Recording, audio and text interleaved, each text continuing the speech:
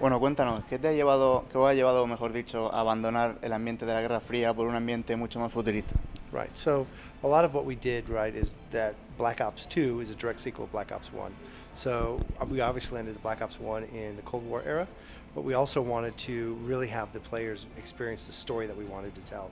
So when you start to look at the generations that we span, time spanning narrative, really wanted to focus on how do we create the villain, right? So if we tried to do the villain in a small period of time, we really wanted to make sure that we expanded across so you had the opportunity of understanding who he is, what made him, and made him the man that he's become. So really for us, being able to tell it over a period of time of that 45 years really gets an understanding of the players on who that villain is.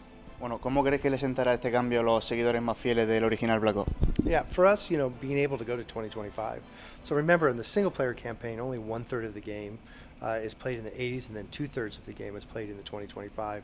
And for multiplayer, all of it's in 2025. So for us, really being able to go to 2025, we've got new technology that both appears in the single-player and the multiplayer mode. So when you think about technology in 2025, when you saw that scope that was in the single player and the multiplayer, the MMS scanner that pulses into the environment to really see enemies behind objects, it's really a great way for us to introduce a lot more play mechanics and a lot new kill streaks and technology. So for us, it just seemed like a natural progression to go to 2025. But part of that is always remember that Call of Duty is always about plausible, what's real, what's going to happen. So we consulted a lot of people to say, what is technology going to look like in the near future? So for us, it really wasn't necessarily this huge jump to the future. It was really about plausible reality of what does the battlefield going to look like in the next 10 or 15 years.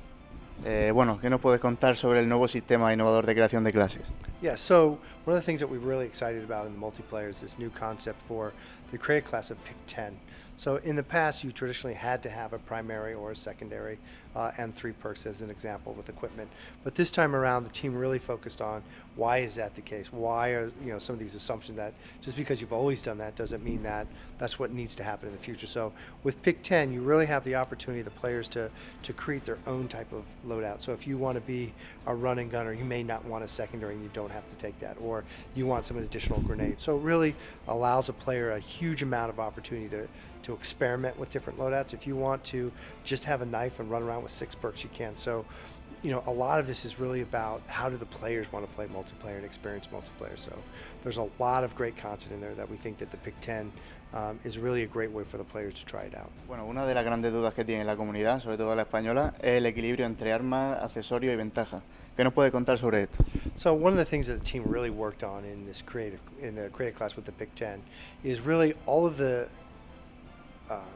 attachments, all of the things that modify a gun stay on the gun, right? So by doing that, they're able to, if you think about in the past when you had a perk that was a global perk that maybe you were able to ADS a little bit faster or swap weapons, that was a global thing that went across all weapons. So if a weapon was, let's say, already a little bit faster to ADS, when you added those perks, it actually increased that a little bit stronger. So by the team being able to go and look at each individual piece of content that modifies the weapon, they can actually go in and modify how that looks in the how the gun operates and how it works. So if you think about steady aim as an example, used to be a perk.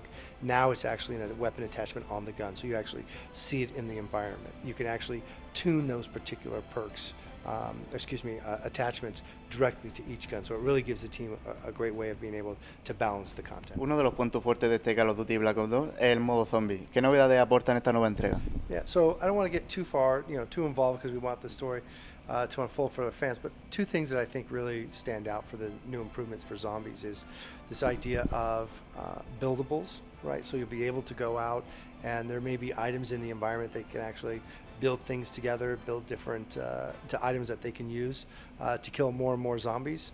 And I think also the bus, right? So we've added this bus element where you can actually take the bus around the map. It's our largest zombie world ever. So the bus really comes in handy. So as we like to kind of joke at the office, you can get on the bus, you don't have to get on the bus, you can wait for the bus. So a lot of these things that that the team has developed is really going to introduce a lot more strategies that we think the players will find new strategy, and also I think it's a great way to enjoy. Hasta ahora hemos estado hablando del multijugador y del modo zombie, pero ¿qué hay del modo campaña? ¿Nos puede contar algo? Yeah, again, we talk about a lot of the innovation we've done on multiplayer. We talked about a lot of the innovation that we're doing with zombies. Single player is no exception, right? So we've really focused on a handful of different things for the single player as far as some of the new innovations. One is the fact that you can create a class. So you can actually create a class in the single player where you'll be given a default setting, but if you want to go in and if you're more comfortable with a shotgun or a submachine gun, you can go ahead and do your loadouts.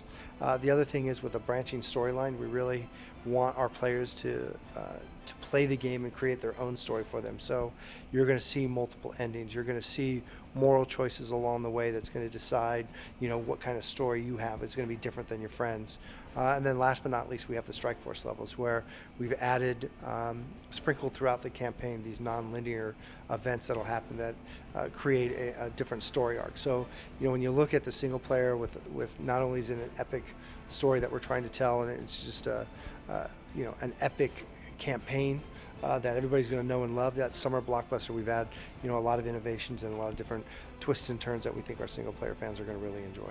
Hello, this is Jay from Treyarch. We're very excited this November to have our fans play the latest edition of Black Ops with Black Ops 2. I hope you enjoy everything that we've done. We really appreciate everything that you've done for us. Thank you.